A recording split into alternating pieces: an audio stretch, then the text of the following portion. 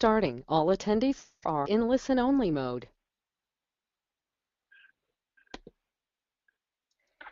Good afternoon, and thank you for joining us for today's webinar, Common Challenges in Clery Act Compliance.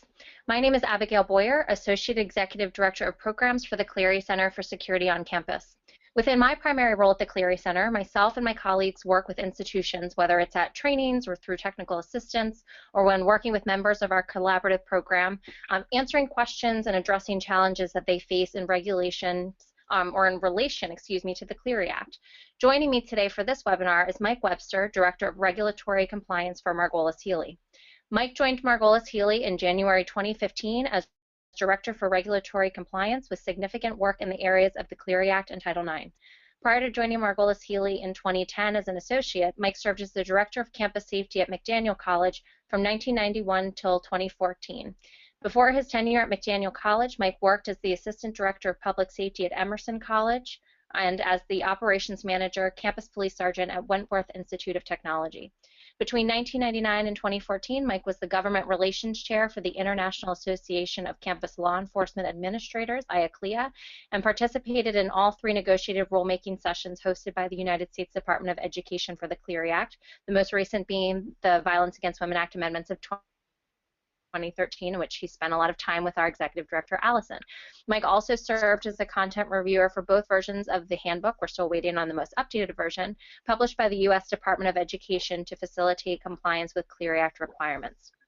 This webinar is really intended to capture a lot of the issues that Mike, myself, others working in this field regularly see as we do this work. So when we were crafting what material we wanted to share with you all, we really looked at what are the things that we're hearing over and over from so many different institutions, and how can we make sure that we are sharing resources and ideas that are going to help you in your work. So I'm first just going to review a few housekeeping items, and then we'll get started. We encourage you to interact with us by typing in questions and comments using the questions pane. So you'll notice that on your tab in your control panel, you'll have a space where you are able to ask questions. I know a couple of you use that space to say hi, which we really appreciate. So hello and thank you for joining us. A few of you sent in some questions prior to the webinar, so we'll make sure to incorporate that into the content, and you are more than welcome to add to that as we go along if additional questions come up. We're also going to have some times throughout the webinar where we're going to ask you to share your thoughts, so you can use that question pane in order to respond and give us some feedback there. We are recording today's webinar, so that recording will be available on our YouTube page for future access. So as I mentioned, today the goal of the webinar is really to take a look at what are some of the common issues that we're seeing in the work that we do, whether it's working with institutions across the country, when we're looking at training, when we're reviewing annual security reports, which is something the Clery Center does as part of its collaborative program, and I know that certainly Margolis Healy does quite a bit of work in that area as well. And in addition to that, looking at what are some of the things that we're seeing in program reviews by the Department of Education. So are there common patterns that between institutions we're seeing more than one campus struggle with the same types of problems, and how can we find collective solutions that really might work across the board? Because we do know that even on this webinar we have so many different people from many different types of communities. Some of you may be at 4-year, 2-year, public, private.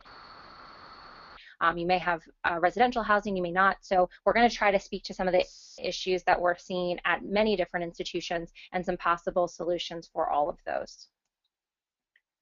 But first, we always like to start any conversation with why we're here, and certainly a huge piece of that is Jean Clery. So our organization, the Clery Center for Security on Campus, was founded by 2 parents. Whose daughter, Jean, who you see on the screen in front of you, was raped and murdered on her college campus in 1986. And so as we stare at this picture every single day when we walk up the stairs into our office, the one thing that we always think about is it's for students like Jean and for employees and other campus community members that the Clery Act exists. So as an organization, we do quite a bit of work, not only starting from our founding with Connie and Howard Clery working towards campus safety. We do a lot of work right now training with institutions, looking at what are some of the resources and options that we can put into place to help really take the Clery Act from something that is just on paper to something that really lives and breathes in action on the campus. We're really privileged to work with so many institutions. Many of you are on this webinar at the moment. So many institutions that are really committed to both the letter and the spirit of the law, but they have practical questions as to how does this apply on my campus when I'm looking at all of these different pieces day to day. And so a primary part of our role is really to try to create those learning opportunities, and hopefully today is going to be one of those. So we already see some questions that are coming in terms of challenges that you might be facing related to Clery. So we'll start tying some of those in as we go through the content, and then we are also leaving some space at the end of the webinar for any additional questions that might still be in place. But first we wanted to get a sense of who's in the space, so to speak. And so in order to kind of have an understanding of who's in the room, we wanted to see where you come in terms of background knowledge related to the Jean Clery Act. So what we'd like you to do is use that questions pane that's in your control panel and answer the question in terms of where you think you land. So 1 to 2 would be basic level. The joke that one of our instructors uses frequently is if you just found out that Clery does not have an A in it, you would go squarely in that category. 3 to 4 is some familiarity. You know that your campus does quite a bit of work on it, but maybe it's not your primary role. Competence is this is something that you're working with on a regular basis. 7 to 8 is mastery. You feel very comfortable with Clery Act. You do it quite a bit on your campus. You're working with these issues every day. 9 to 10 should be teaching. We're going to just put ourselves on mute, put you talking on this webinar, and you're going to take over. So I'm just going to take a moment to look at some of the different responses that we're getting here. And it looks like from what I'm seeing thus far, we really do have quite a mix of participants. Many of you are putting yourselves at that 3 to 4, 5 to 6 area. We have a couple of you who are really coming in at the 1 area. I haven't yet seen anyone brave enough to say that they should be teaching. That's probably because I scared you off already and thinking that we're going to hand over the webinar to you. But definitely quite a range. So we'll try to take that into account in some of the conversations that we're having today to make sure that we're all on the same page. We're also going to make sure that we're sharing a lot of different resources as we go throughout the webinar. So if there's something that you're looking to learn more of, whether you're starting with the basics or whether you're at that advanced level, hopefully some of the resources that we share will help direct you to maybe new ideas or new strategies.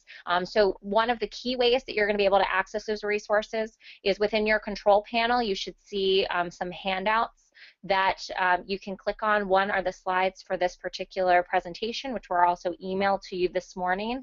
But we also have some additional resources related to the annual security report, prevention.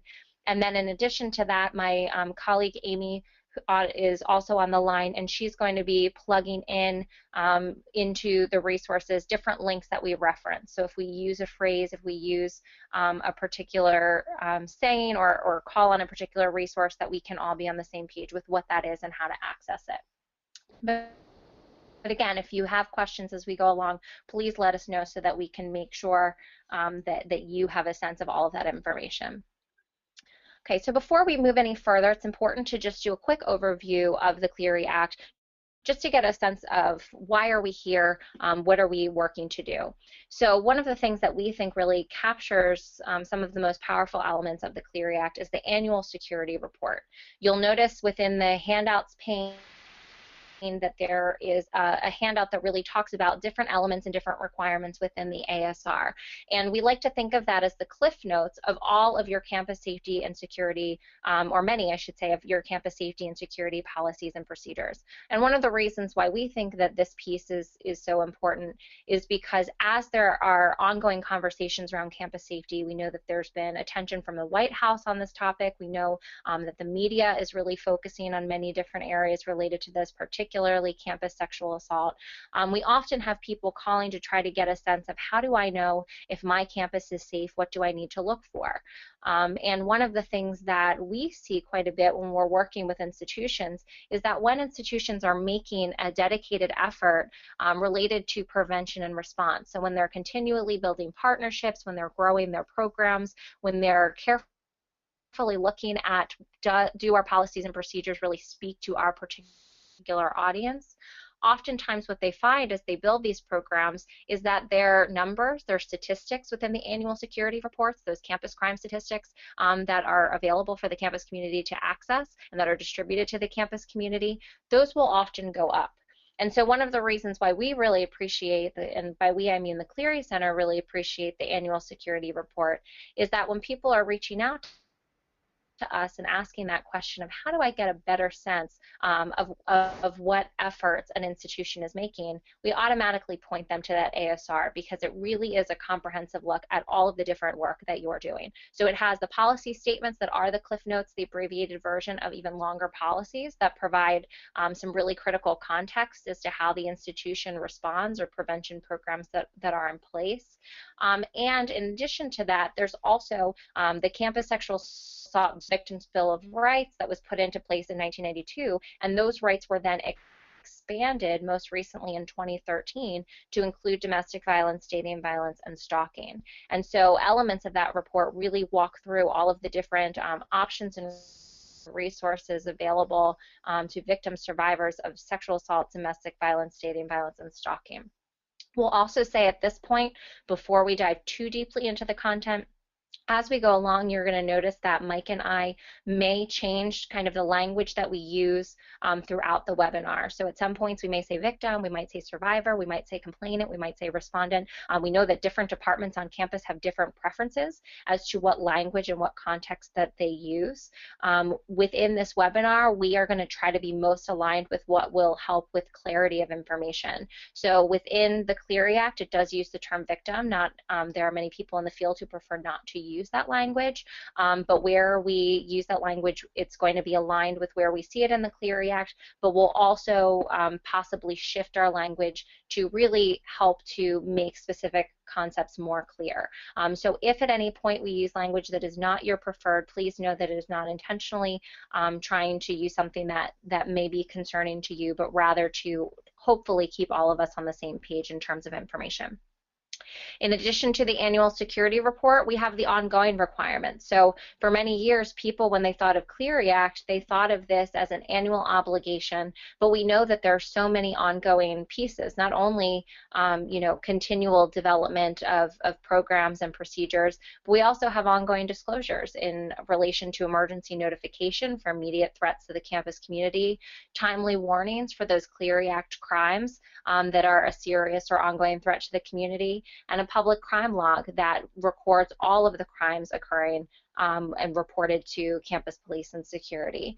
And so in addition to that, we know that the United States Department of Education enforces the Clery Act. And so as we mentioned during the conversation today, much of what we talk about is really going to be aligned with what are we seeing in program reviews, because many times what we'll hear from institutions is we want to have a sense of what is the department looking for. We want more clarity in that area. We want to better understand where we can kind of build and grow and improve.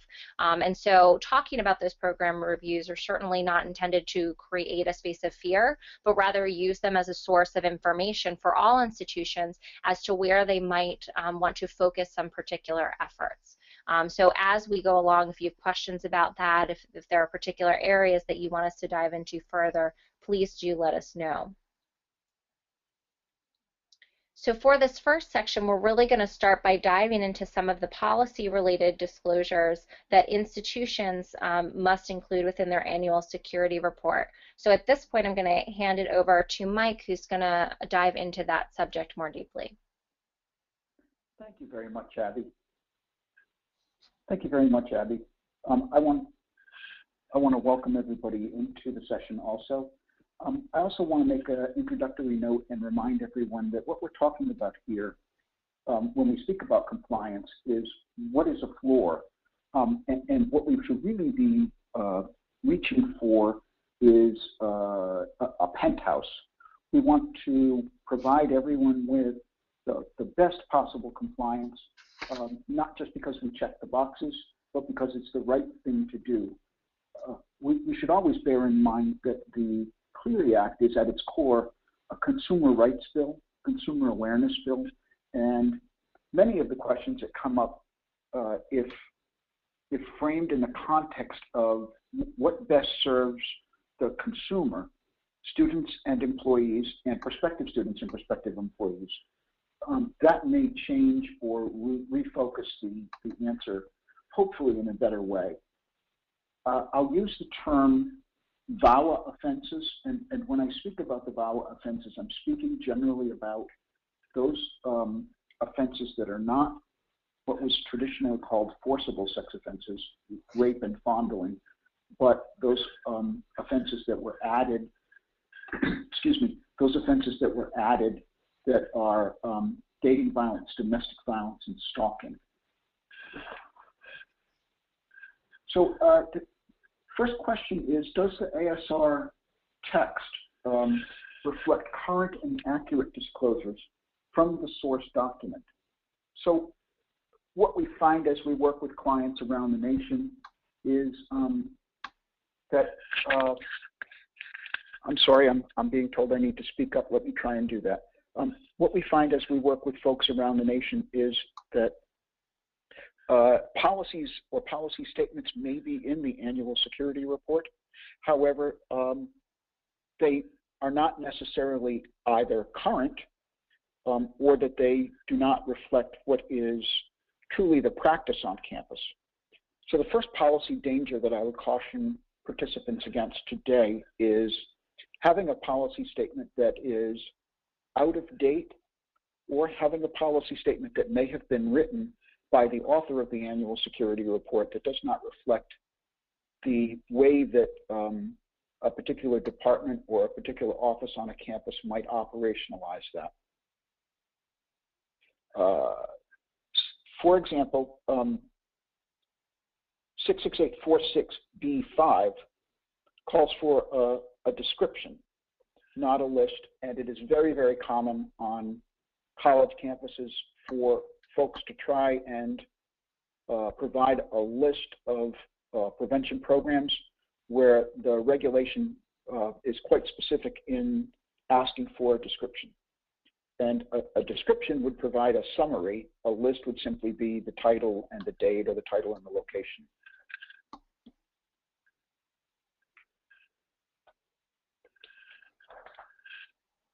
Moving along to data collection. So one of the things that I kind of want to echo and that I really appreciate about what Mike was adding, you know, it's a concept that we hear quite a bit regarding, you know, Clery Act is the floor, but we're working towards, I love that phrasing, we're working towards the penthouse.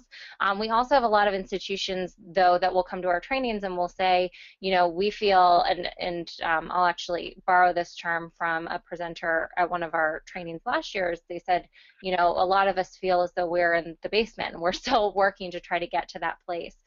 So really take a look or consider some of the resources that we're going to share. We're going to start with data collection and really build from there.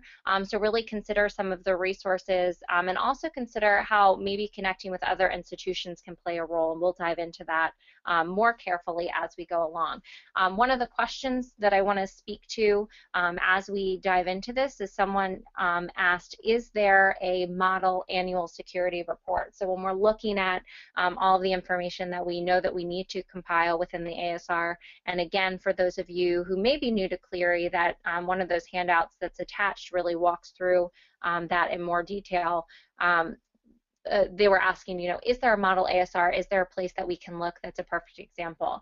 One resource to be aware of, many of you use it on a regular basis, some of you that are new may not be familiar with it, is the Handbook for Campus Safety and Security Reporting, which we're going to link into that chat area so you have an opportunity to make sure that you are able to access that. One of the things that we mentioned during Mike's introduction is that he played a role in putting together that handbook, and the handbook is one of the most comprehensive documents or resources that we have in terms of knowing or looking at what the Department of Education might expect when looking at different areas of Clery Act compliance.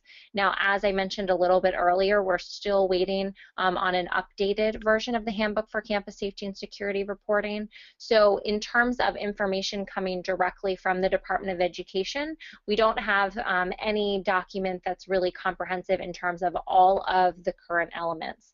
That said, one of the things that we see a lot of institutions do is choose to explore, look at other institutions' annual security reports who are maybe similar in size and structure to really learn from how they're choosing to lay out information or what their process looks like.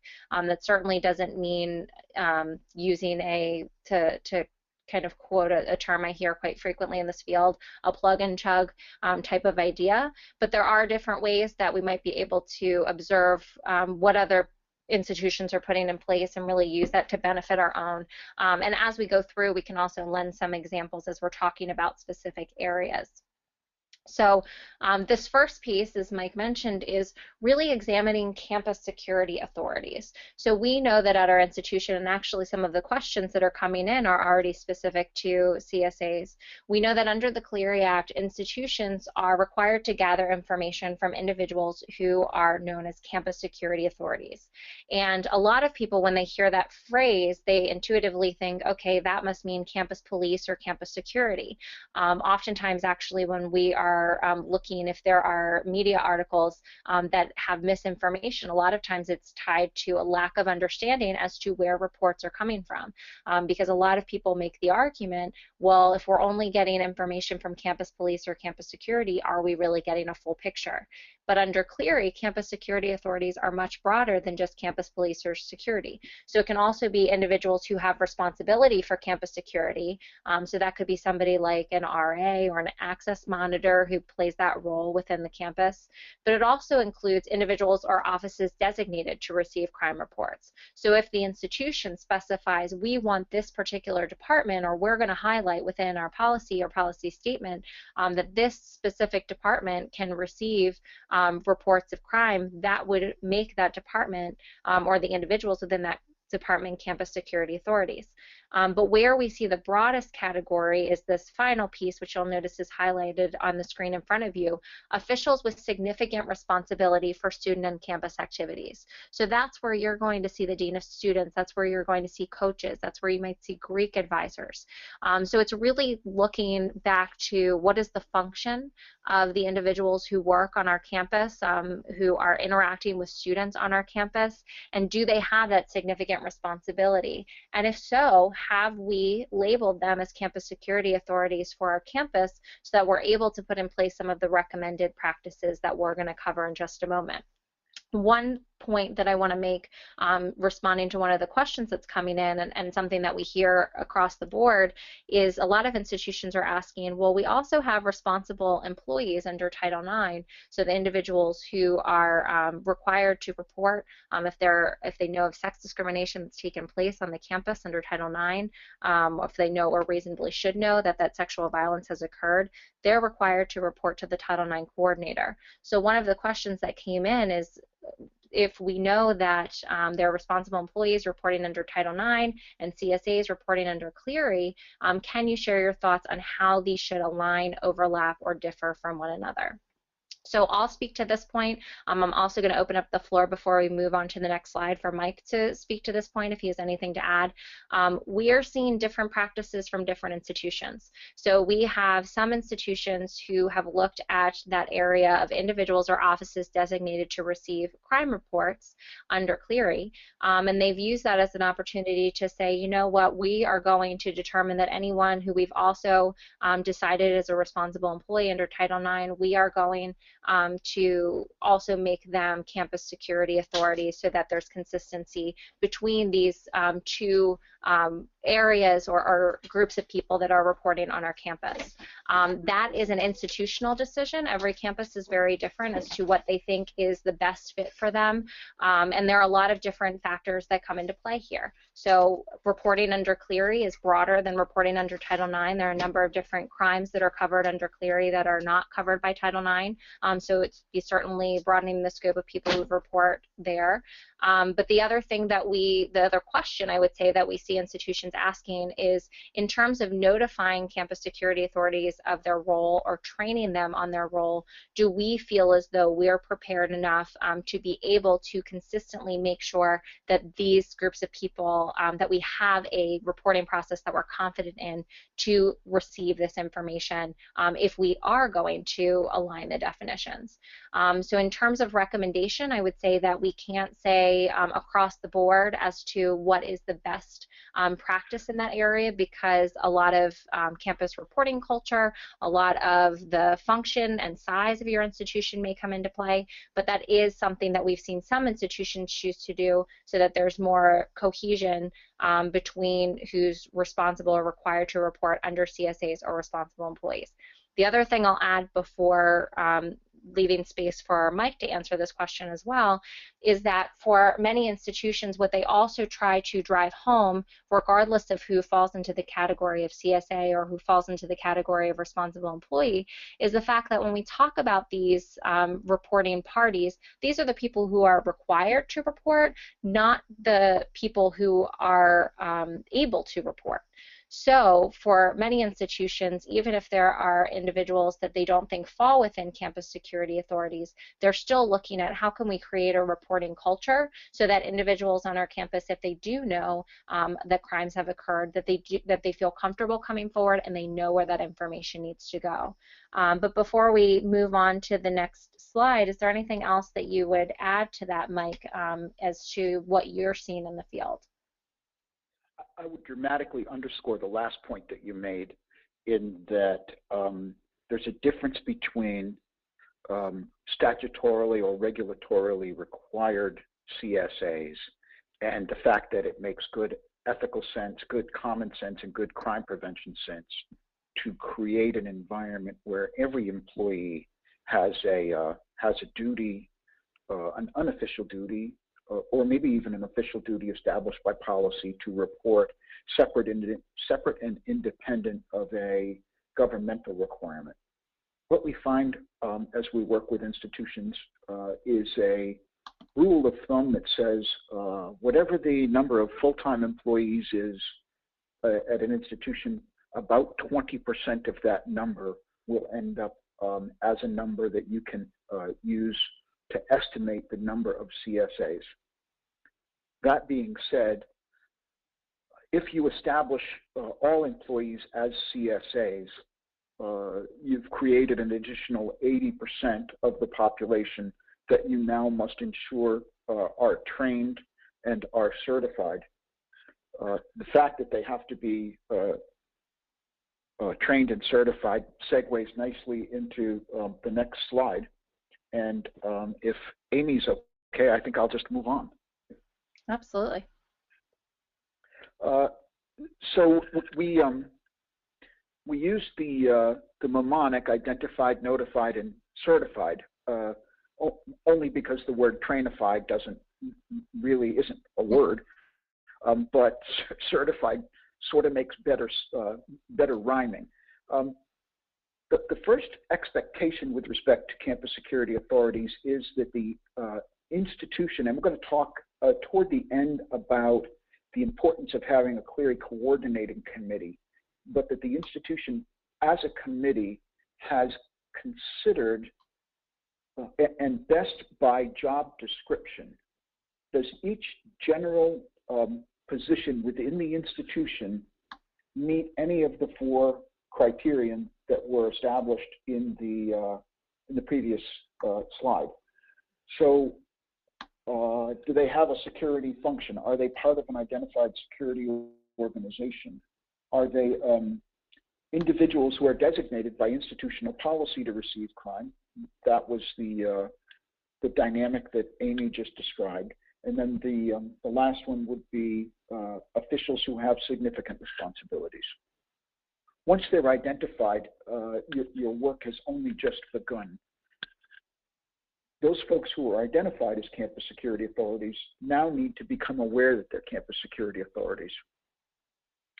The best two ways to do that would be, after the identification process has taken place, look to all of the people who are currently employed by the institution who fit those roles and make them aware in some type of a documentable way, most easily probably through an email.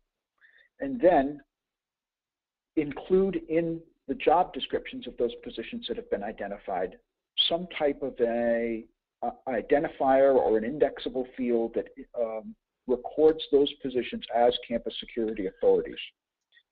I say some type of an identifier or an indexable field because it's going to be important when called upon to demonstrate compliance that you can identify who your CSAs are by name and by title.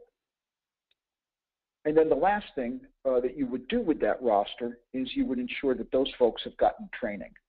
The Clery Center has an outstanding video-based training program for campus security authorities that can be bookended or can be modified with some additional content to ensure that the basic training that's provided by the Clery Center matches what your policies are, what your procedures are on your particular campus.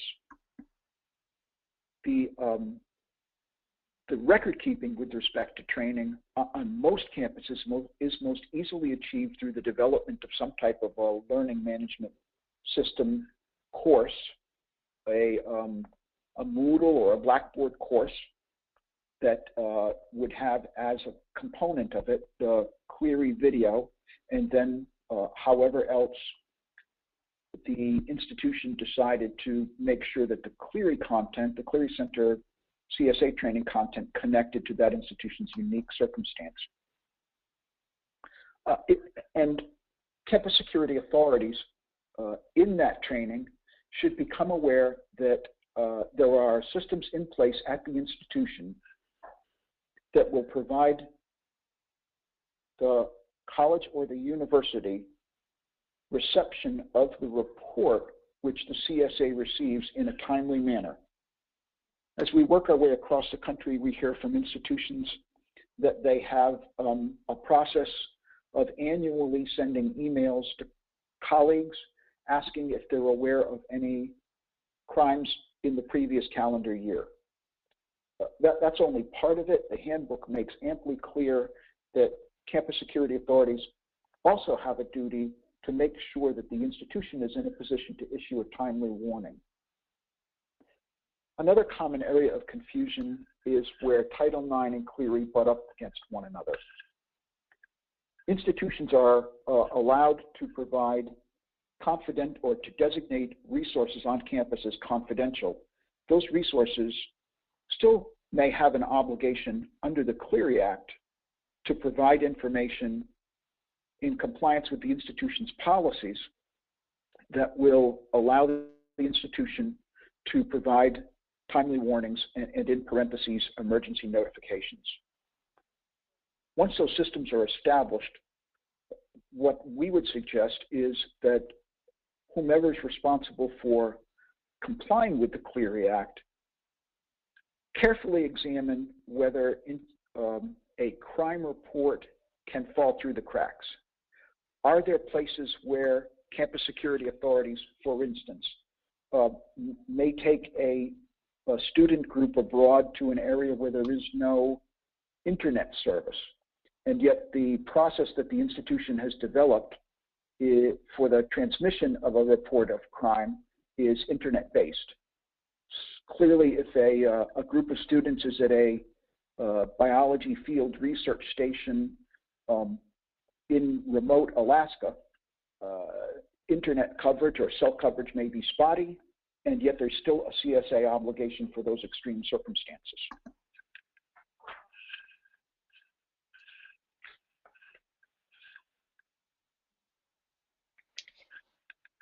One of the things that we want to note and acknowledge is that we're seeing a lot of questions come in. So again, we're going to try to answer them as we go through. If we go through and there's a question that you've asked that it seems like we're overlooking, we do have over 350 of you on the webinar today, so it's certainly not intentional, and please feel free to ask it again to make sure that it's addressed. I think all of the different areas that Mike just spoke to, I'm going to go back to this slide really quickly, are really important. And I really love the language that they use around this process, because that's really what we're seeing at institutions, where it's starting with, do we know who our CSAs are? How are we telling them that they who they are? And then how do we make sure that they understand their role? And it goes in line with one of the questions that was asked here that I think falls into this category, and some of the things that we're going to be talking about in the remainder of the webinar. There was a question that was asked, and I'm going to paraphrase it, but it was basically saying, you know, how do we best make sure that we're classifying the information shared with us? If we're getting information from folks in student affairs and they're not knowledgeable of Clery, how are we sure that we're getting all of the information that we really need? And so there are a couple of things that I would say to that, and again, I'll create some space for Mike to respond before we move on to the next slide. But one of the things that we see kind of intersects with some of what Mike was just talking about, which is thinking about how are we training the people that we've determined are campus security authorities. And I know that that's easier said than done, not only in performing the training itself, but also making sure that it sticks. So when Mike talked about the fact that some institutions will send emails saying, do you have any crimes to report? We know that it's more than just an annual obligation, but what I do find interesting is that there are so many institutions that are choosing to incorporate ways that they integrate their technology for other programs into what they do for Clery. So an example of that is we've seen institutions that, in addition to in-person training or online training, I know Mike talked about some of the options that we have through the Clery Center, but in addition to that, for example, the institution might have an email that they send out that's automatic, that gets sent out weekly or once a month, or other times throughout the year, that's either a reminder of core information that they need to know. Perhaps it's giving them that reporting form again, or that reporting link again. So it's just thinking about how do we have a layered approach to not only let them know of their responsibilities, but also have some ongoing reminders. So if there are individuals at the institution where there's that concern in terms of, are we getting the information that we need, the starting point for a lot of the work that we see is there a way to train? And that may not always necessarily mean going to a training. That might mean thinking about, how might we cross-train? Is there something that they think we need to know that's going to be helpful to them within their role that we could learn more about? Is there a way that we could help train them so that they have a better sense of what information they need from us? Looking at what resources are available. For example, our organization has a counting, collecting, and classifying guide that walks through the definitions and how Clery crimes are counted. We've also seen institutions develop things in-house that are in line with some other campus communications that do something similar. Make sure that a number of different individuals on the campus have a go-to resource that's easy to access, that can really help answer some of those questions, or make sure that they're thinking about some of the areas that they would need to think about. And the third piece that I would kind of point to, which we're going to talk about more in depth later on in the session, is whether or not there is a Clery team in place. So rather than one department feeling as though they're responsible for everything, are there a number of different people on the campus who really feel knowledgeable around what's expected under Clery, that are working together to look at the prevention resources, response resources, all the different elements that are put into place related to Clery, so that there can be that cohesion? And is there buy-in from administration to make sure that it continues to move forward in a helpful and productive way? But before we move on to some of the other recommended practices, Mike, is there anything that you would kind of add to speak to that? No, Amy, I think you covered it well. Okay, great. So some of the recommended practices, some of which I've already mentioned. First is really thinking about who is responsible or who on the campus is making sure that institution or the folks at the institution have an understanding of who CSAs are. One of the other questions that came in just a bit ago was someone asking, do we have to make sure that we're providing our campus with that comprehensive list of who all of our CSAs are? And this is an area where we, the Clery Center, when we're working with institutions, when we're doing ASR reviews, this is an area of confusion that we see quite a bit because there is the section in your ASR where you are directing individuals to where they can report or where they should report crimes on the campus. But what we find is that a lot of times people confuse that section with campus security authorities and the fact that CSAs are required to report information if they know that those crimes have occurred.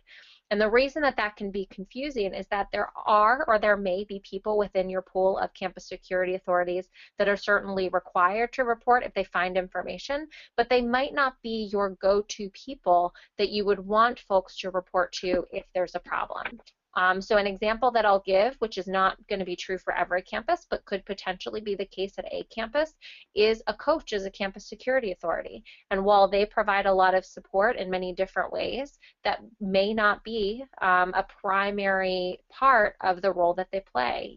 Having knowledge about how to respond, for example, if domestic violence has occurred, may not be something that they do every single day within their role.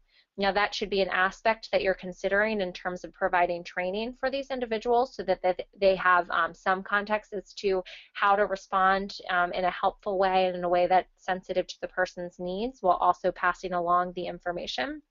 But what's important to think about is in that scenario when you're thinking about drafting your policy statement or drafting policies as well related to who or where a report should go to, that section really is supposed to be for the people on campus that you want those reports to go to. So that's your, that might be campus police and security, that might be your Title IX coordinator. You might have others within conduct or other roles on campus that would fit within that space. So recognize that even though you internally do need to have a sense of who your CSAs are and that it's helpful and important to give context as to what that means within your ASR, that's not going to be the same as the information or may not be the same as the information that you provide about where you want reports to go to.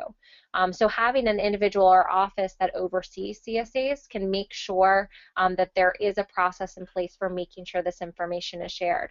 A lot of times the Clery Center will get phone calls from people who or institutions that are considering hiring a Clery coordinator, which we're seeing more and more at institutions. And a lot of times they'll say, what types of qualities are we looking for in terms of a Clery coordinator? And probably our number one go-to is, do you have someone who can really be a project manager? Certainly they're going to need content knowledge and expertise, but one of the most critical traits that we see in terms of the work that we do is somebody who really is in that role, who feels comfortable bringing people together, is good at communication, and can be that person to oversee the number of different moving parts related to Clery, and certainly designating individuals or offices as CSAs are a part of that. Making sure that CSAs know who they are, providing job training or description. So we see more and more institutions writing that role of campus security authorities right into the job description so that that person knows this is a key part of my position and my role here at the institution. Giving them crime definitions in geographic areas. So like I mentioned with the CCC guide, having go-to resources so that they have a sense and they have some really tangible reminders as to what information does need to be shared. Providing reporting materials and forms. So not only asking them to report, but making it very easy for them to report, and creating the forms in a thoughtful way that will make sure you get the information that you need. So for example, if you had a reporting form, but that reporting form didn't say or ask anything related to where the offense took place, then from a Clery perspective, you're going to be limited because you know that you need that information in terms of whether it's recorded in your statistics, whether a timely warning needs to go out. So really thinking carefully about what those, what information you would need to know and making sure that it's worked into those forms as well. And then a piece that Mike spoke to that's so important is emphasizing the importance of timely reports. So making sure that they have a sense of this isn't just an annual obligation for the institution. One, it's a core part of what we feel is important because we know we want the members of our campus community to have information and support when they come forward or if they choose to come forward and share their story. But two, we also have ongoing obligations such as our daily crime log, such as timely warnings, to make sure that our campus community is safe. So recognizing that they're a part of a bigger picture is going to be pretty key here. Amy, if I could carry us back just for a moment. Absolutely. I want to emphasize a point that you made on that slide that I talked about and that I want to make sure we emphasize, and that is that middle bulleted item, provide training / description. I said at the beginning that compliance was the floor, but I'm going to speak to compliance just for a moment. If those of you who are on the call today were being reviewed by the Department of Education to assess compliance with the Clery Act and were called upon to provide a list of your CSAs in 2009, would you be able to do that? That's really what that slide's point is making in provide training and job description. But record keeping is critical, and the fact that CSAs are required by the regulation requires that you have records to support the role, and that you have records to support that those folks who have been identified as CSAs are able to perform the duties that are described in your policy. It's really critical that somehow there be some system in place to, as I said earlier, to identify, notify, and certify those CSAs, and that the records of that activity be maintained for the full 7-year records retention period. And just to speak to before we move on to some of our other areas, there are some questions coming in related to confidential resources. So when must confidential resources report on the campus? So the one thing that I'll say to that is it's one, really critical to consider whether or not we have an understanding of who is confidential on the campus. For the purposes of Clery, pastoral and professional counselors are considered to be confidential resources. However, institutions may have in place a voluntary confidential reporting procedure that encourages counselors, pastoral and professional counselors, to communicate how the person can share information confidentially without the publicly identifiable information, but for the purposes of the institution to understand the nature of what occurred and to consider for the purposes of timely warning and for some of their other ongoing requirements. So the institution would need to consider, do we know who these confidential resources are, and also what's our process for them to share this information, and do they have a good understanding of what the different processes and options are on our campus, because we know that so often people may go to those confidential resources before they choose to explore anywhere else. The other thing, I know Mike just spoke to documenting training of CSAs, so even though right now training isn't a requirement under the Clery Act, it's not in the regulations, at least related to campus security authorities right now, it's still, at least from our lens, would be very difficult to make sure that you have an effective process in place without it. But one person said, what about in terms of training? How often do you need to do it? Should you do a refresher every year? I think that that's something that, again, institutions are making decisions as to what works best within their community. We see some campuses that there is a lot of coordination and collaboration. Maybe they have a Clery team. There are these conversations happening all the time. And so campus security authorities really have their role kind of front and center on a regular basis. It's something that they think about. For other institutions, maybe they're struggling with getting that institutional buy-in or making sure that this is something that remains a priority. priority for the people who are considered campus security authorities. So for that, you may choose to do it more often. An additional resource that you might consider, and we'll provide the link to our National Campus Safety Awareness Month 2015 materials within your control panel so that you're able to access that. But one thing that we provided there, and it's free, is a set of sample CSA slides. So like Mike talked about, every campus is going to be different in terms of what information they need to communicate to make sure that that person knows where the information needs to go. But those slides might be a good starting point to think about how are we communicating about a CSA's roles and responsibilities, and where do we go from here. So I know that there were a couple more CSA questions coming in. I want to make sure that we get through some of our other areas before we're able to jump back to some of these other questions. And also, as we move forward, some of the context that we provide in relation to some of the other areas might answer some of the questions that I'm seeing. So I'm going to, at this point, we're going to move forward a little further. But know that even if we get to the end of this webinar and you still have a question or you feel as though your questions aren't answered, we're going to have contact information at the end to make sure that if it's not answered within this space, that you have the right information so that it can be answered later on. And as Abby moves the slides along, I want to remind everyone that there's a little bit of a hierarchy at work here. Some of the information that we may refer to is developed in what's called sub-regulatory guidance. That sub-regulatory guidance is program review reports, is the handbook itself. Some of it comes from the regulation, and some of it comes from the statute. And this is an example where the handbook does not fairly portray what the statute says. The Clery Act actually says that folks who have privilege are exempted from providing Clery statistics.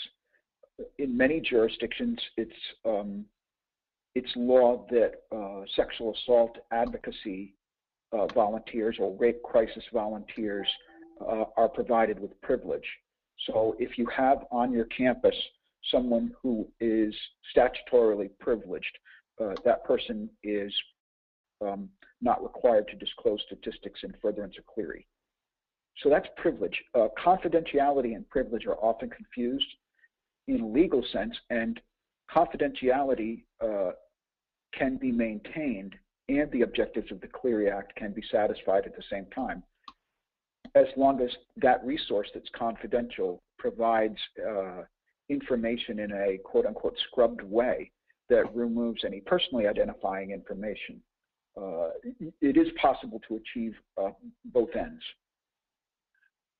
I'm going to move on now to this data collection slide.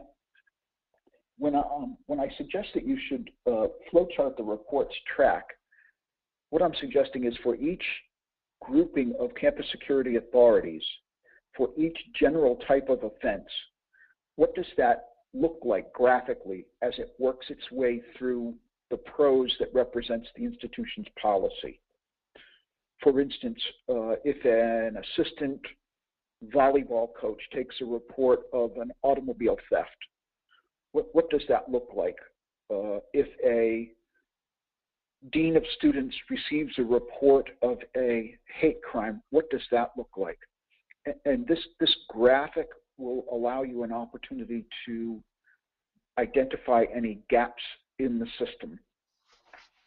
As we work with client institutions, it is not at all uncommon for us to ask about referrals for disciplinary action and find that the student conduct records are being well counted, they're being classified correctly, and that human resources is an area that no one ever thinks about as a campus security authority. And in the annual collection of data, no one has reached out to. An example is perhaps the best way to explain this. If the Human Resources Department has an employee and the employee is disciplined for unlawful possession of drugs, that is a Clery countable statistic. The last thing that we have begun to suggest almost universally is that everybody who has a disciplinary record, and at different campuses this can look like very different groups, but that folks who are managing discipline are coming together with the campus authority who is centralizing the record keeping for Clery compliance, that all those folks come together monthly and review what statistics, what reports, or what statistics have come in the previous month. It serves two purposes. The first one is it ensures that either over or undercounting possibilities are minimized, and it identifies patterns or trends. And some of those pattern and trend identifications are important in terms of gender violence or sexual violence offenses in order to satisfy Title IX goals. Title IX goals, yes. We want you to remember that the statistics are tied to Clery geographies as we move to the next slide, and that those geographies are specific only to the Clery Act. Sometimes we'll hear from clients that they're identifying a campus, for instance, based upon the Department of Education's rule, and they'll have a rule cited. And I want to make it clear that the identification of a campus for Clery purposes is specific and unique to the Clery Act. So within financial aid regulations, there are other places where campuses are defined, and I would caution institutions to make sure that for Clery purposes, they're only using a campus as is defined in the Clery Act itself. If you've been doing Clery for a long time, you know that the crimes are identified in the Clery handbook, in the regulation, and in the statute. There's been a lot of confusion over burglary, and the definition of burglary now is current in the handbook that was published in 2011. So if you're using the handbook as a reference, please make sure that you're using the current version. There's a hierarchy rule, and that can be a little bit confusing to folks. The hierarchy rule has exceptions to it, and those exceptions are the VAWA offenses. Those are not explained yet in the handbook, so please look to the Federal Register and the Clery regulations that were published in 2014 for guidance on that. When you consider the VAWA offenses and you look at your Clery data tables in your annual security report, if you're seeing the VAWA offenses broken down into the categories forcible and non-forcible sex offenses, those resources are, the identification of offenses by those categories are no longer correct. So if you see forcible and non-forcible, you've got some work to do. The last thing that I want to talk about is the importance of hate crimes.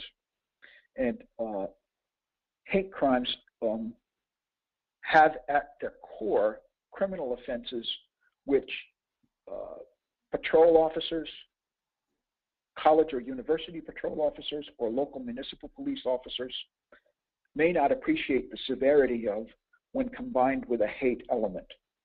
So a simple vandalism, for instance, a swastika that's been carved into the paint in a restroom stall, may in isolation just be an act of vandalism, but when looked at across the institution broadly, there may be clues or evidence that suggest it was in fact a hate crime. The example that I spoke about just a moment ago, the swastika may be in a student center bathroom and may have been marked up on the day that a Jewish American Heritage Festival was hosted in the student center.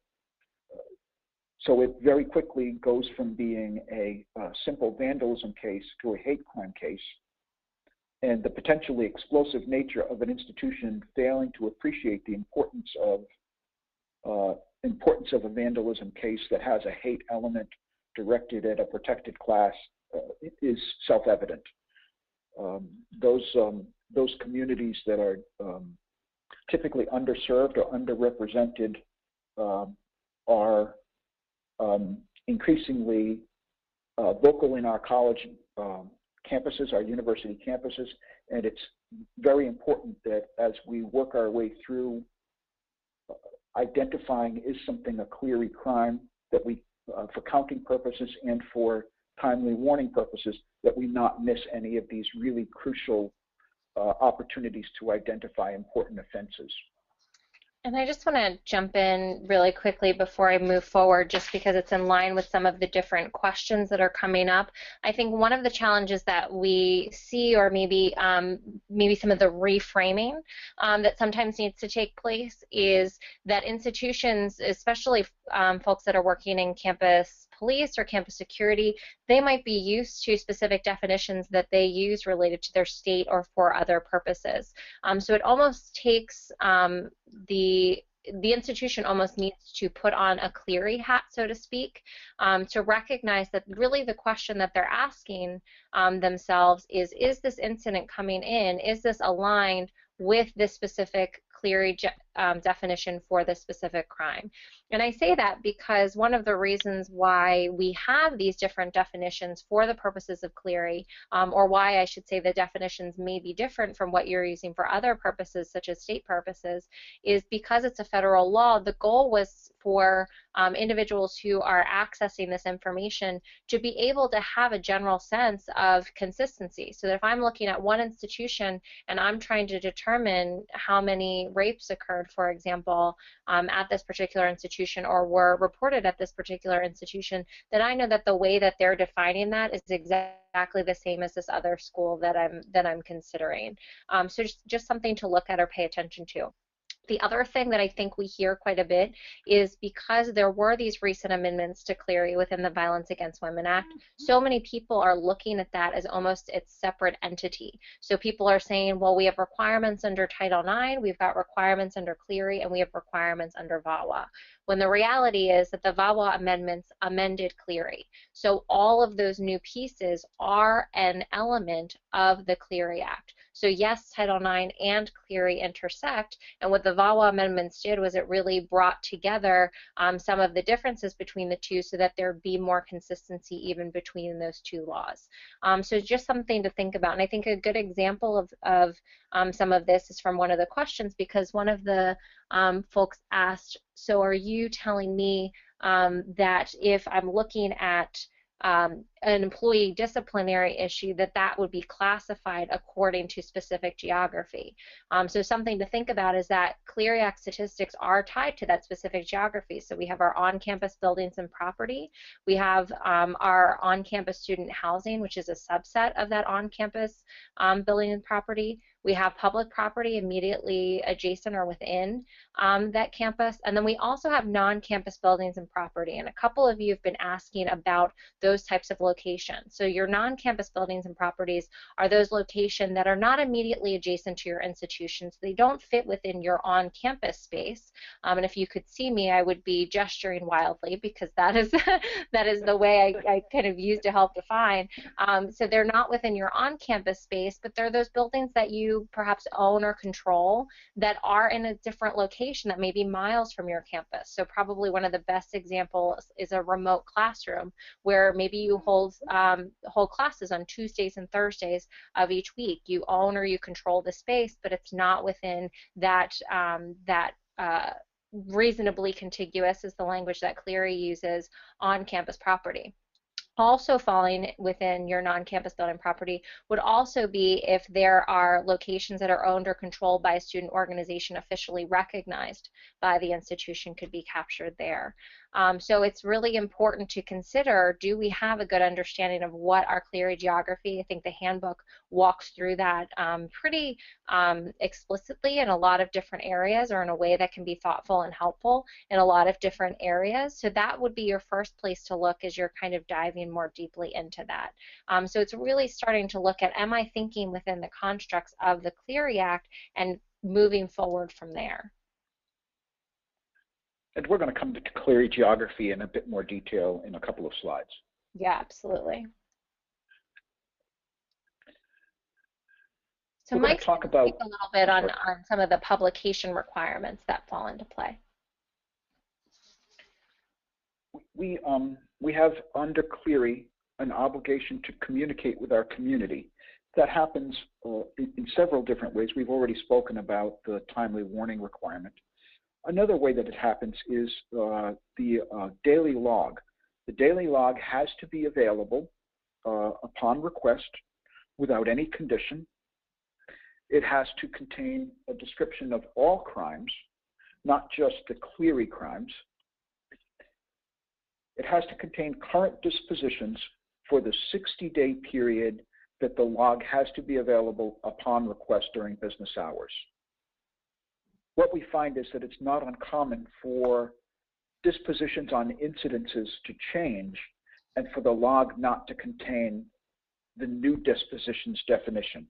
So for example, if an offense were to be identified as a larceny, and upon investigation, the campus police, campus security department, or the local police determine that it is in fact a burglary, and change the disposition to something to indicate that the larceny has been upgraded. If that disposition change is not reflected in the daily log, then the daily log contains a violation. Another common error in terms of reporting is the date and the time of the offense. For example, students come back from a break. Let's imagine for a moment that a student breaks for the holidays on December the 17th and returns on January the 4th. Finds that her room has been forcibly entered and the Xbox that was in the room is missing. Goes to sleep because it's been a long day traveling on airplanes, and the following morning notifies the campus security department of this missing property and the damage to the door. The campus security officer arrives and requests that a log entry be created for a burglary, and does not identify the time of the offense as occurring between December the 17th and January the 4th, but identifies the date of the offense as January 5th when the report is made. That is per se a violation. And then the final note that I want to make is where I led into this slide, and that is accessible without condition. So if I were to visit your campus and ask to see the daily log, that I would be provided with the most recent 60 days, that I would not be charged for photocopies of it, that I would not be asked for an ID, that I would not be told that it's unavailable until I speak with the shift commander. It has to be available upon request without any impediment. Well, switching now to geography. As Abby started to mention, this is an area that is commonly and frequently confused. And we could spend an entire webinar on it, but I would briefly say that there are some things that are common trip points, and the first one, as Abby alluded to, is public property. When you request public property data from the local police, please be careful about making sure that your request is very specific to what the Clery Act regulations are.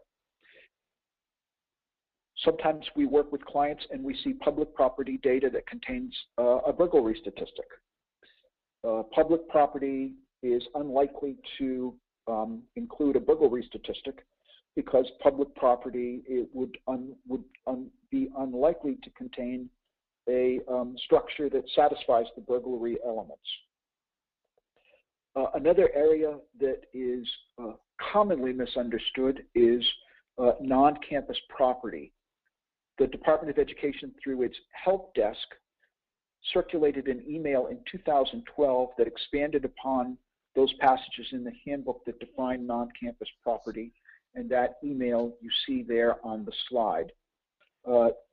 Suffice it to say that the typical institution is underreporting non-campus properties. The Department of Education has offered us two rules of thumb. The first one is repeated use, and that is that an institution goes to the same non-campus location regularly, year after year, for example, and rents hotel space or rents meeting space. A good example would be a field trip to, let's imagine for a minute, a study trip to Greece. And every year the group goes to the same Greek city, stays in the same hotel for the same 4 or 5 day period. That hotel, for the space that is used by the institution under written agreement with the hotel, and any common spaces in the hotel become non-campus properties. Another area where we do see concern is separate campuses. I mentioned earlier that the Department of Education has a couple of places in its regulations where campuses are defined, and I would caution you that separate campuses is discussed in some detail in the handbook and should be the only way that campuses are defined for Clery statistical counting and for CSA obligations, and those other definitions that exist in the body of regulation that the Department of Education uses should never come into play. Moving on to prevention program. I'm sorry, Abby, go ahead. No, I just wanted to plug in there because this is a good time to bring up a question from one of the participants who is asking in terms of if you do have separate campuses, can you compile one ASR for that captures all of those separate campuses? So there are a couple of different things that I would say to that, and Mike may have something to add as well. So I think he did a really great job earlier of talking about how we kind of have different levels of guidance in terms of Clery reporting. So we have the actual regulations, which is that concrete language telling us here's what we've got to do under the law, and then we have sub-regulatory guidance in the form of the Handbook for Campus Safety and Security Reporting, and then we have additional learning opportunities that might help shape how we respond to some of these areas. So within the most updated Handbook for Campus Safety and Security Reporting, there is language that talks about how if there's more than one campus that an institution has, if they compile all of that information into one document, it would need to be very clear that all of the different and possibly varying policies and procedures and statistics that apply to each one of those campuses would be captured within that document. Now, what I will say to add some context to that is there have been a number of public presentations by the Department of Education, many of which you can find online, in which their language within their PowerPoint presentations really encourages institutions to have different annual security reports for each separate campus. In some of the work that we do with institutions, we find that that structure can often be helpful because it, for some of the campuses that we've worked with, they've had some challenges in making sure that they have clear and complete information for each separate campus when it was all combined into one document. However, I do know that there are a number of different institutions that do continue to put them all into one document. So Mike, do you have any kind of suggestions or recommendations in that area before we move forward? I think if you don't go through the process of at least imagining that you're creating an annual security report for each unique campus, it's very easy to miss a requirement of compliance. For example, emergency notification policies are highly particular, or the emergency notification requirements are highly particularized for the procedures that you must have in your annual security report, and are going to be different from campus to campus. And it would be an easy oversight to assume that the 12 or 15 paragraphs devoted to that topic at the main campus are also appropriate to a satellite campus, until you sat down and actually imagined, is that going to work on that satellite campus? And then the answer pretty quickly becomes likely not. Yeah, absolutely. So thank you for these questions as we go through. I think they add good context, and a lot of times there are questions that others are asking as well. One thing that we will have to say is that unfortunately this webinar is not going to capture all of the different nuances, many of which come up regularly in terms of our training. So in addition to some of the resources at the end, we'll also let you know some of the other training opportunities and resources. I think for some of the questions that we're seeing, and again, we're going to get to as many as possible as we go along, and as you can see, we're working them in, and certainly at the end. But some of these nuances are also addressed within the Handbook for Campus Safety and Security Reporting, so that can be a helpful resource, even though it's currently in the process of being updated. Sometimes that can be a helpful resource, especially when you're looking at the specifics. We'd also be remiss not to include the fact that the Department of Education does contract with a federal contractor, Webster, who has a help desk that also answers questions related to some of the specifics in terms of Clery reporting. So that's another resource that you could utilize and access as you try to answer some of your campus-specific questions. So we're trying to bring in, for the purposes of this webinar, we're trying to bring in the questions that may apply broadly. I know that some of you are asking questions really specific to your own campuses, and we're certainly happy to answer those. But within this space, we're going to try to keep it focused on things that may resonate with our broader audience on this webinar, while providing you with contact information for some of that more direct follow-up. Programming is an area that for many institutions has grown quite a bit, especially since the most recent updates within the Violence Against Women Act. One of the things that I think is really, that I appreciate a lot around one of my colleagues who works with us in a technical assistance capacity, and something that she said that really resonated with me is she talked about when she joined the Clery Center and she first started thinking about regulations, and we were using compliance language. She said that when she started, even though she had come from a campus, she'd been working on a campus, she said a lot of the language can feel overwhelming in the sense of trying to get the motivation to go and sit down and read these things called regulations. So what I especially appreciated is she said, once I actually sat down with them more carefully, I realized that they're not all that lengthy. The structure of the document isn't all that difficult, and it's not really legalese. A lot of it is really practical language. So one of the suggestions that you're going to see on the screen is to actually take some time, even though I know you're all busy and you probably don't have an extra second to your day, even if it's taking small chunks of time over a few days or a few weeks, is sit down and read the preamble and the regulations. And I think one of the areas that this is particularly relevant is in relation to prevention programs, because there have always been elements related to prevention within Clery. So we had the security awareness, crime prevention, we have the intersection with the Drug-Free Schools and Communities Act and the information that you share related to substance abuse prevention programs.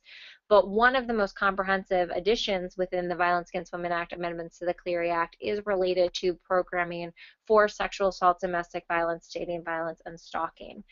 And one of the reasons why it's so significant, or something to make sure that you're spending additional time with it, is because there are a lot of specifics both within the preamble and the regulations as to how you can implement these types of programs effectively. So the prevention language not only has specific requirements related to what information is included within the programs, but it also uses specific terms. So an example of that is the programs must incorporate primary prevention and bystander intervention as well as risk reduction. So for some of us who may not have been working in prevention work, you might hear those terms and say, I have no idea what you're talking about. I need to start from scratch. Others of you may have been doing this work for a long time. Some of you may have been doing that work, but you didn't necessarily recognize that it fit quite nicely into some of those definitions. So the preamble and the final regulations give you context for what that means. So for example, if I'm saying bystander intervention, under Clery that includes the safe and positive options to prevent harm or intervene. It talks about looking at situations of potential harm, looking at the institutional structures, cultural conditions that can lead to this violence, and really providing strategies for overcoming barriers. We know that for any of us, especially as adults, or I should say even as adults, we know that even when we see a problem, even when we know that there might be a safety concern, we don't always know in the moment the best thing to do to address the problem or to be a good bystander. And so what the regulations call for is really considering what are all of the different or some of the different ways that a person might choose to intervene in a way that feels comfortable and safe for them. So it really goes back to identifying safe and effective intervention options so that those individuals can feel empowered to intervene. Now, when you hear the phrase risk reduction, however, that might not, the language used within the law may not be in line with what you think of in terms of risk reduction. So many people hear that term and it conjures this idea of programming where it talks about cover your drink, don't walk alone at night. And risk reduction under the Clery Act is defined as options to decrease perpetration and bystander inaction and increase empowerment for victims. So it's really looking beyond some of the elements that we may have seen integrated into these programs and really looking at a different angle in terms of bystander intervention so that bystanders do feel empowered in the moment to respond and that survivors also know or victims also know that there are steps that the community can take in order to support them. So since those definitions might be different than what you expected and you may find out that after you explore that a little bit more deeply, you might have programs in place that already are in line with the requirements, or you might find that there are different areas that you want to specifically build. So before we kind of dive into that a little bit more, I want to point you to a resource that's linked in terms of the handouts. There's a handout attached that goes through those programming requirements related to sexual assault, domestic violence, dating violence, and stalking, and has in a compiled document, one, the different definitions that you need to use, and two, a starting point in terms of inventorying all, doing an inventory of all sources. And the reason that that's so important, this is something that Mike and I have talked about quite a bit, is that a lot of times if you have a particular office or department that's responsible for putting together the annual security report, maybe you haven't seen as much collaboration in that area just yet, what you might find is that there might be steps or things that are being implemented on the campus that are not being captured in your annual security report because there hasn't been an inventory of all of the different people on the campus who may be integrating with this work. It's a challenge that we see quite a bit when doing our ASR reviews because a lot of times there may be other departments that are doing some of this work. It's not always a nature of reinventing the wheel. That said, we also know that for some of you, particularly, we hear this question or this concern from smaller institutions. This may not have been an area where the institution has been able to focus a lot of time and attention in the past, and you may be building programs from scratch. So that's where it's starting from. What do we already have in place, and how do we build from there? A little bit earlier in the webinar, I know that Amy linked out our National Campus Safety Awareness Month 2015 resources. All of those are free, and within there we have links to different ideas and different programs that people have used in terms of bystander intervention. We have a couple of different webinars from throughout September in which we talked about different strategies for implementing these prevention programs. So the first step is really using those resources that you have available in terms of what's out there and what you are working on to make sure that you're capturing whether or not the different steps that you are taking are really meeting these particular requirements.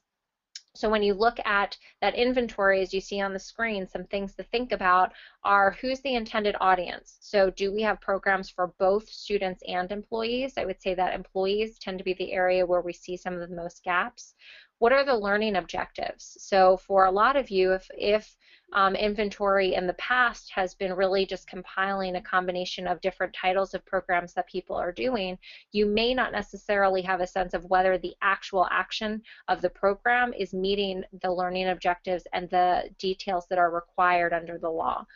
So you want to think about what are the learning objectives, what areas or what topics is that particular programming addressing, how often are they being offered? One of the elements related to prevention programs is not only are we doing individual programs, but do we have campaigns that build upon learning, that really expand, that go throughout the year?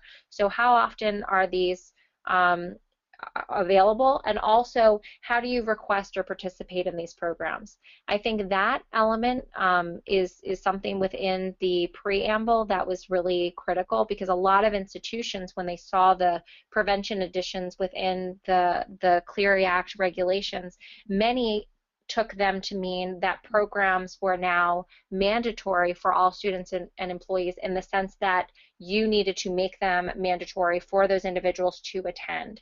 And the struggle that we're seeing at some institutions that didn't always think through some of the experiences in terms of what students and employees may be facing when it comes to these programs, is that you could put yourself in a place in which you have a student or an employee, a member of your campus community, that is a survivor of one of the crimes that we're talking about. And there could be situations in which going through a prevention program could be triggering or upsetting to someone who is a survivor or another member of the community. So the requirement is not that each person is mandated to go through the training, but it does mean that that prevention must be available to all incoming students and new employees, as well as the institution must implement ongoing programs. That's not to say that mandated programs are something that you can't explore. I know that it's something that the Office of Civil Rights has talked about as being a good and productive option. If that's something that you choose to do, I would really, really encourage you, I'm sure Mike would echo this as well, to think about what is your process for if somebody it feels as though they're unable to or would be challenged by participating. What is our option for making sure that they have access to resources and that we're able to still provide a safe environment while keeping this programming available for other students or other employees that would benefit from it. Programming is something that we could probably talk about all day long, but I know we're running towards the end of our webinar. So just think about, is this a conversation that we've had? One, since we're going to get here in just a moment, do we have a Clery team that's talking about the programs that we're currently implementing on the campus? And if so, I think this is a practice, or this is a process that is a really great opportunity for a Clery team. So when you're looking at whether or not you have programs in place, doing the inventory, doing a strategic planning process to really look at what are the touch points in which people are accessing this information is going to be critical. And the interdisciplinary support is key as well. So for many institutions that may not have these types of programs in place or are building upon these programs now to meet this requirement, many of them are relying on partnerships with local and state victim service organizations to help fill in the gaps. And a lot of times you'll be working with people who may have been delving in primary prevention, bystander intervention, these topics for many years, and can be a great resource and a great support for you. So again, this is something that we have a number of other webinars that are on our YouTube page addressing, and certainly something that we're always happy to dive into further. And then some of the details and common challenges. Mike's going to talk a little bit about some of those other areas that we're frequently seeing in this work.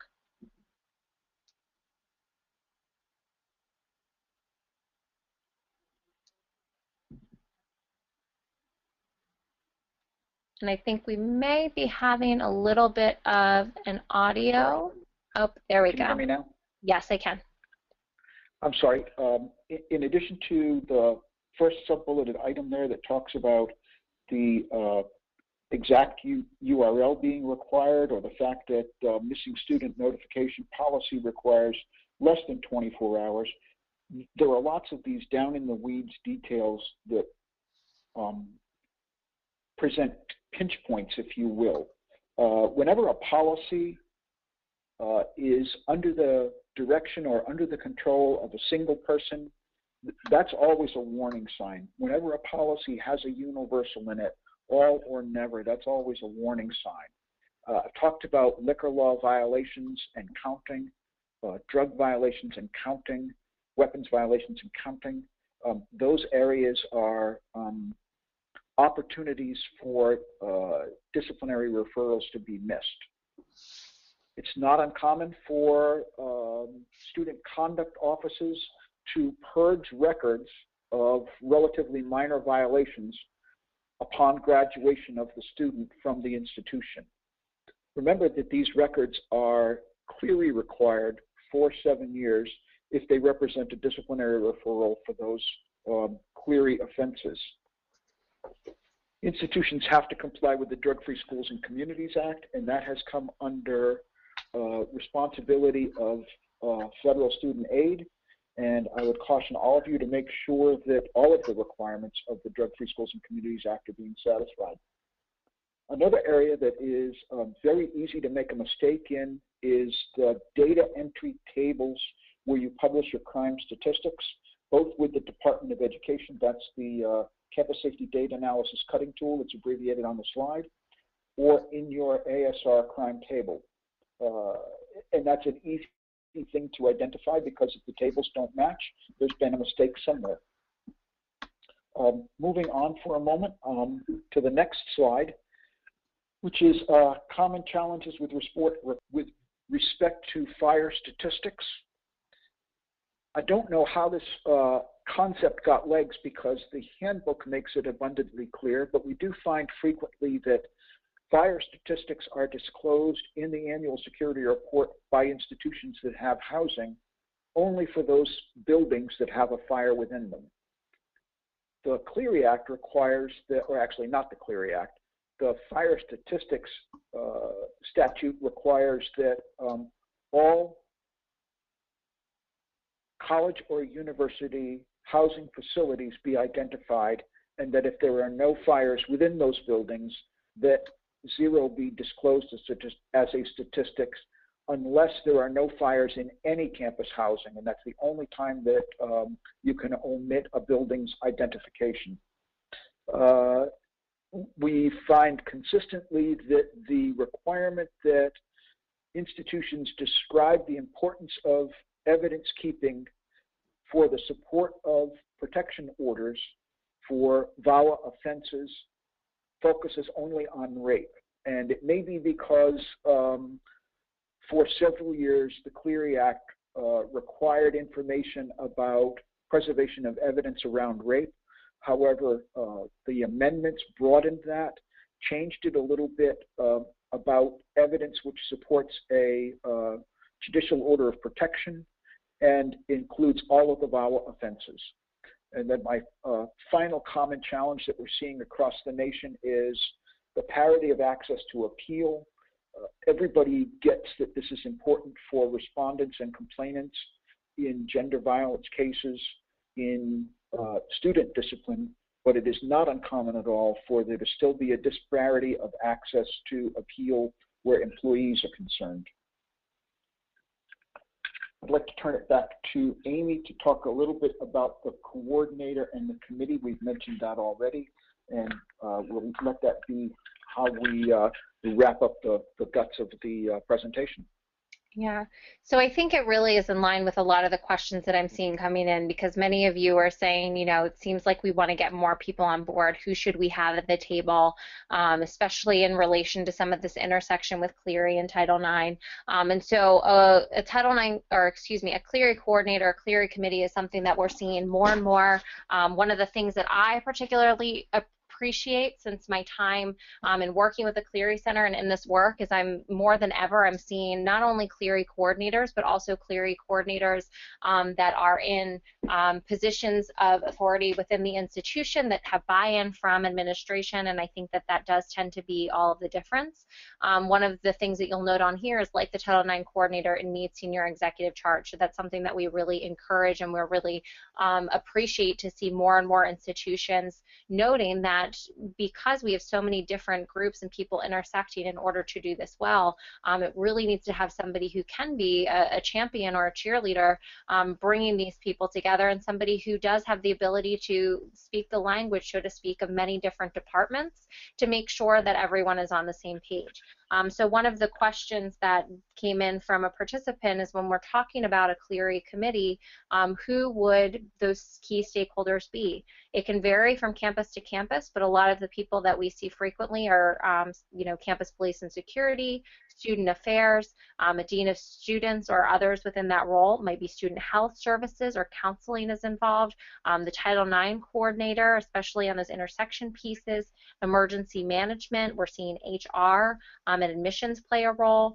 So it really varies from campus to campus as to who they bring in, but when they look at all of the different layers and aspects of this work, it really does intersect with a lot of these different departments on campus, conduct, and so making sure that all of those people are within the same room talking about how to work through some of these challenges is pretty critical. Our organization a few years ago actually created our Clery Center Collaborative Program as a result of these types of conversations, because what we were seeing too often is there was a lone soldier, so to speak, on the campus feeling as though everything Clery fell to him or her, and we knew that that was not a realistic solution. So we created that team-based learning membership program so that institutions would bring together teams of, normally it's about, I would say, 4 to 7 individuals. We have institutions that have many, many more that are engaging in ongoing learning opportunities, our online training, in-person training, a self-assessment tool, networking with other institutions, using an online portal to connect, and to really create those spaces to say, what are you doing? What solutions are you finding? We're really working on those as well. And so that's probably one of the best areas for wrap-up that we can have, because there are so many different nuances to this work. I know that we had so many of you attending. We appreciate all the different questions. We wish we could have gotten to every single one. We'll wrap up with 1 or 2, but know that we are here in case there are some additional questions. Some of the questions that I just wanted to speak to before I move it over to Mike to give some closing words are, one person asked for the Clery crime log versus the daily crime log, if that has to be 2 separate things, and how do you bring them together? There may just be a difference in terminology in terms of how people are referencing it, but the daily crime log and a Clery crime log would be the same thing. So the daily crime log is the Clery requirement related to how institutions are logging all of the crimes that are reported to campus police or security on their campus. So if there's any additional confusion around that, please just let me know. A lot of the other questions are in terms of how you can best intersect Clery and Title IX so that the policies and practices put into place work well with both. The one takeaway that I'll leave to that, and then I'll turn it over to Mike to see if he has anything else to say before we wrap up, is that what institutions are doing is not creating, or at least most of the work that we're seeing, is that the institution is not creating, here's one solution and one strategy that we're using for Clery over here, here's one solution and one strategy that we're using for Title IX over here, and now we just have to figure out which one we're going to put into place depending on the circumstances. What we see is that for those intersections, the question to ask is, now that we've drafted this policy, is it in compliance with Clery and is it in compliance with Title IX? Because again, they're 2 separate federal laws, but they intersect quite a bit, and we need to be in compliance with both of them. And so I think that that also tends to be the most practical and helpful way to be able to say, do we have a structure in place that makes sense, that when somebody is coming forward, when somebody is making a report, that they know where to go, they know what's going to happen with that information, and they're able to move forward from there. We're in the process, I know that Mike, thank you for all your kind words about our CSA video. We're actually in the process of wrapping up a responsible employee video for that purpose, that it's important that we're thinking about both concepts because they do intersect, and how we're going to bring those folks together. And for me, the Clery team or a multidisciplinary team is really one of the best ways to do that. But Mike, I know we ran over our time a little bit, so I appreciate all of your patience as we wrap up, but is there anything else that you would add in terms of some of the questions that you've been hearing throughout this webinar? I would take just a second to close and say, you use the example of the lone soldier. If you are that lone soldier, the most important message that I could give you is you were never really able to comply with Clery if you're doing it alone. You need a committee to help you, and particularly in the post-VAWA era, this is so complex and it crosses so many of the silos of a modern institution that no person can be expected to do this in isolation. Absolutely, and I think that's, one of the key elements I know of both of our work is making sure that we can find those opportunities. And I think a lot of things, we just came back from one of our Clery Act trainings this week, and I think a theme that was coming up quite a bit is a lot of times people are working towards the same goal, but they have different language and different ways that they're communicating in order to get there.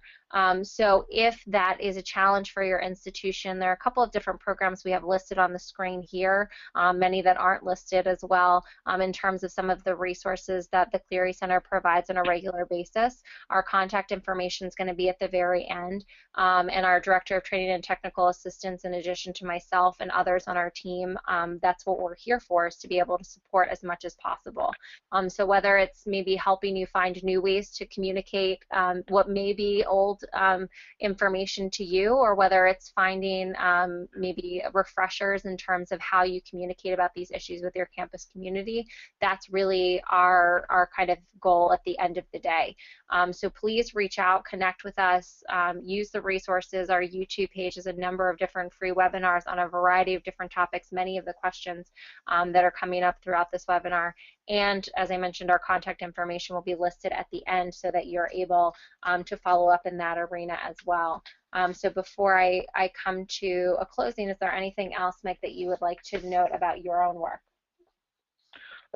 Only that as we work across the country, there are certain universal challenges, large or small, 2-year, 4-year, public-private, and I hope that people feel comfortable reaching out to either Abby or to me for assistance. And I guess I'll wrap by saying I thank those of you who stuck with us all the way to the end. I'm sorry we went a bit over, and if you're celebrating, I'll wish you a happy holiday. Thank you so much. So here's the contact information that we talked about, direct way to reach out and contact us with those questions. So thank you so much to Mike and to all of you for joining us today. In your chat panel, you'll see a link to an evaluation for today's webinar. We'd really appreciate if you take a few short minutes to share your thoughts and feedback. We saw a lot of different types of questions coming in through that chat box, so we're certainly going to use that to inform other webinars, but we'd also just love to know directly from you what other types of content you'd like to see or you'd like us to think of as we plan additional webinars throughout the year. As a reminder, this webinar was recorded and will be made available, and we also encourage you to sign up for our e-newsletters, follow us on Facebook and Twitter using the Clery Center handle or the other handles provided to you for daily campus safety information. And you can also visit our website to learn more about other training opportunities and learning resources, such as our Clery Center Collaborative that I talked about a little bit earlier. The goal is really to build sustainability so that you don't have to do it alone. If you have any questions, feel free to reach out to us using the email listed on the screen. You can email me directly. My email is there, or you can email info@clerycenter.org. So thank you again to all of you for joining us today, and we hope you have a really wonderful afternoon.